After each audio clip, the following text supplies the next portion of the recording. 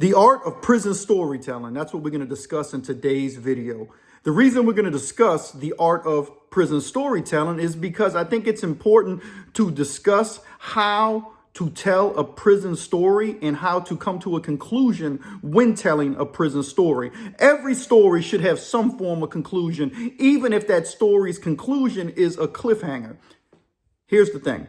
Recently, someone mentioned in my comments, how could I possibly know what someone was saying on the phone when I was telling a particular story of something that happened in prison that someone told me when we were having a break inside the chow hall. When you're in the chow hall and you just chopping it up and running EPs, which stands for episodes, you share things that you know and you tell stories. That's how you pass your time in prison. Doesn't matter if it's in the chow hall. Doesn't matter if it's on a cell block in the dungeon or the hole. Doesn't matter if it's working in the field or just sitting in the dorm watching the football game.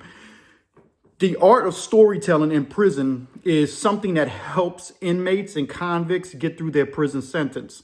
And part of that is being able to ad lib and fill in the blanks that you can't possibly know.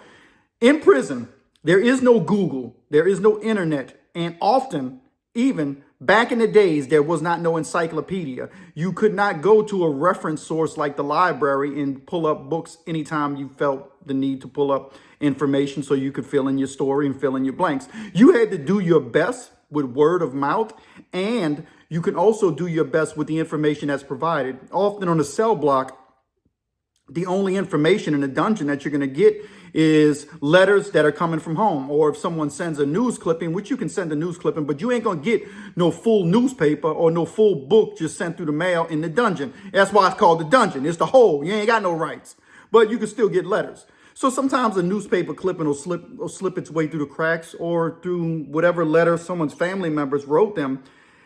That's the information that you have. And so you tell that story the best you can based on that information. But here's the thing. With any storytelling in general, there's going to be a part to where you have to fill in the blanks with your imagination. That's what you have an imagination for. That's what makes the imagination so wonderful, so spectacular, and so awesome, is that we can fill in the blanks. I can tell you a story about being in prison, and I can give you the smells, I can give you the sounds, I can give you the sights, I can give you what I'm feeling emotionally or what I see someone else feeling emotionally, and you can feel it through the video. You can hear what I'm saying and watch my reaction to it, and then you can base your conclusion or your emotional experience based on a story that's being told. Here's the thing. Though I can't know what someone was saying on the phone, through the story and through what happens to the people who's inside the prison, I can come to a conclusion on what was said on the phone based on what did and didn't happen with the people who were involved in that story. That's just the way storytelling works. That's the way storytelling goes. So in prison, though I may not have been on that particular cell block, I have been on enough cell blocks to have an idea on what a cell block does and doesn't look like. I have an idea on how cells sound when the bars are being racked back from the key. I have an idea on how toilets sound when they're being flushed inside of a cell. I have an idea on what inmates do and don't talk about inside the cell block or on the cell block. Can I know exactly word for word, verbatim what they said? No, I can't. I fill in the blanks and I tell a story accordingly. And that's how prison storytelling goes. That's how all storytelling goes. I have been on enough prisons, in enough prison dorms to know what they smell like. I can tell you what it smells like in a prison dorm when punks are douching their booties. It smells like poo, right? I've been in a dorm where that's happened at, so I know what it smells like. I know what the chow hall smells like because I've been in enough chow halls. I know what the field smells like when you're working in the field and you're working in poop because I worked in the field with poop. So I can paint a picture of working in a prison field and give you an idea what it's like to work on a plantation style field because there's cows and horses and it smells like the morning dew mixed with manure. And depending on what crops are being grown, that's what you smell. And you might get a whiff of something coming from the Mississippi River of a refinery. So I give you the basic information that I'm taking in at a point in reference, place, and time. And now I'm sharing it with you. Or if I wasn't personally there, the person who's telling me the story, right? Because some stories that I'm telling on my channel, I wasn't there. There were stories that were told to me. There are stories that were told to me about people who were in prison in the 70s. I was born in the 70s, so I could not have possibly been in prison in the 70s. But the dudes who were telling me these stories, when they told me the stories, they often painted, a vague or, in a lot of cases, an elaborate picture for me to envision with my mind. And now I remembered it because the stories were so impactful, or the way that they told it meant something to me at the time, or I was so interested in it that I remembered it throughout my life. And now I can retell it and reimagine it so that you can also know the story that was told to me. That's how stories are passed down from generation to generation to generation to generation. And it goes on and on. Sometimes what happens is people transcribe the stories. They write them down. When I was in prison, I did a lot of writing. I journaled a lot, and I also wrote a few books in prison. But my journaling was more than my books. I had a stack probably about about a foot and a half tall of journals that I wrote in prison. And when I came home, after I was home a few months, I took this stack, and I was living in the bayou with my parents, and I brought it to the bayou. And I set them down, and I don't know what I was thinking. I felt like I had to move on from prison, and I was ashamed of prison.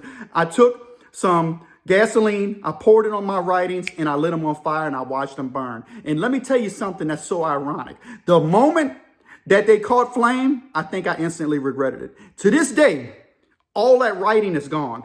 But what I would do is I would transcribe and journal the stories that were told to me because I'm interested in stories. I did a lot of reading when I was in prison. I read a lot of books. When people speak to me and they tell me a story, I'm interested. You know what I mean? It means something. There's impact through dialogue and conversation. And I take that conversation, I say, oh man, I need to remember this. So now what I'm doing is, now that the Pen and the Shank actually exist on YouTube and we're gaining traction, and a lot of my stories are being listened to, and people are sharing comments and feedback. They're enjoying them, and it's awesome. Whether you like or don't like what happens in my stories, I have no control over that. I'm just relaying the message on something that was told to me, or something I personally witnessed, seen, or heard, or smelled, or felt, So what I'm saying is that I'm going to do my best to explain and paint a picture for you so that you can envision it. Here's the thing about storytelling. When someone tells a story, the person who is envisioning that story may perceive it to be different than the other person who is perceiving that story. We all have different ways in which our minds click on all its cylinders, and it envisions and pictures things, right? So the way that you picture something might not necessarily be the same way that somebody else does. We picture things based on our experiences. We picture things based on what we've been through. We picture things based on our culture. There's a lot of different ways that we come up with these conclusions. But when you tell a story, right, you're telling your story, or you're telling a story that was told to you, or a story that you hold dear to you, and you are putting your own unique and unusual, in the Pen and the Shank, we're the most unusual and unique crime and prison channel experience on YouTube. So you're putting your own unusual and unique thoughts and feelings into the story. There are parts of a story that mean more to you than it does someone else, because maybe you've been through what that person in that story went through, right? If you've been to prison, you understand the feeling of what it feels like to be stuck in the hole.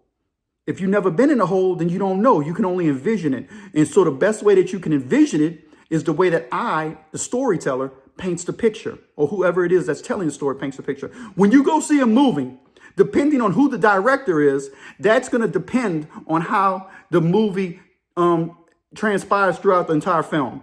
And each director is going to paint a different picture. And I can use all kinds of examples. Friday the 13th, for example, there's been many directors and many actors who have depicted Jason Voorhees, right? Depending on who the director is, you're going to get a different take on who Jason was. And depending on who the actor is, you're going to get a different picture on the mannerisms of Jason. It's just the way it is. Now, we can use another example. Nightmare on Elm Street. Only one actor has played the role of Freddy Krueger, Robert Englund, right? So you get a consistency with him because there's not multiple actors aren't portraying. It's one actor. So there's a consistency. You understand who he is in that storytelling. But if there was a time where someone I know recently took the role up and it received a lot of criticism. I never saw the movie. But what I'm saying is that it just depends on who's telling the story, on how you're going to perceive that story. So as you watch stories that I tell on the Pen and the Shank, keep in mind that I'm giving it to you from the perspective, or I'm doing the best I can, considering that I burned volumes of the literature that I wrote and the transcripts that I had from stories that people told me and the things that I saw and witnessed that I wrote down because I love to write. I'm a writer, been a writer my whole life. I now have to go back in my memory bank, my data bank, which is the mind, right? It's a big computer. Our mind is a computer. So we have to pull this information. And what I'm doing now that I have the Pen and the Shank and I want to share these stories with you, the viewer, I have to do my best to recollect sitting there in the chow hall, having that cup of coffee, speaking to that individual who I can envision often and remembering certain physical attributes about that individual that I can share with you, how it felt in that moment, what was the vibe in the prison at that moment, and then tell you the story that I remember. I won't remember every single detail. And so sometimes when I'm telling a story and it's 15 minutes, 30 minutes, 45 minutes, or an hour, I have to fill in some blanks to keep the story pace moving forward, where ultimately it will lead to an interesting conclusion and the story itself will keep you, the viewer, interested in it, right? So that requires a little bit of creativity.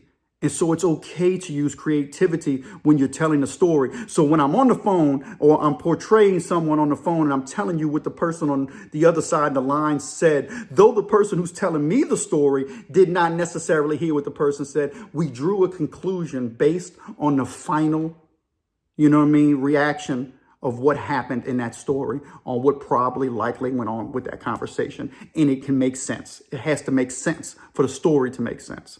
But I just wanted to give a quick video on the art of prison storytelling because it is an art.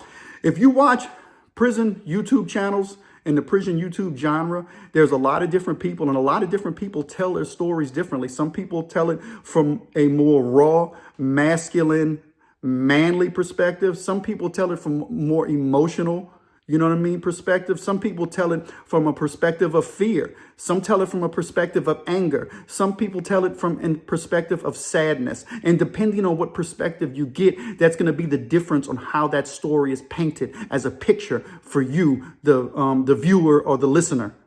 And it is an art in prison storytelling. And I know that I tell my stories a bit different here at the Pen and the Shank. And I'm going to continue to do so. And my goal and my desire is to give you unusual and unique stories that you may not have heard anywhere else. Or if you have heard them, to put a different perspective and a different twist on the stories so that you could see them in a different light. And that is, in a nutshell, the art of prison storytelling. If you're still watching the video, give me a like and subscribe to the Pen and the Shank. Like I said, the most unusual and unique crime and prison channel experience on YouTube, where we just getting this thing cranked off. Help the community grow, share the video, hit that hype button, do whatever it takes. Let's get and go back and watch they got some very interesting stories in my library of videos. Very interesting. A bunch that I would recommend. Go click on them. I got some in my playlist. I haven't built a big playlist, but there's a couple in a playlist that I think is definitely worth watching on my long form content. Anyway, give me a like and subscribe. Let's get it.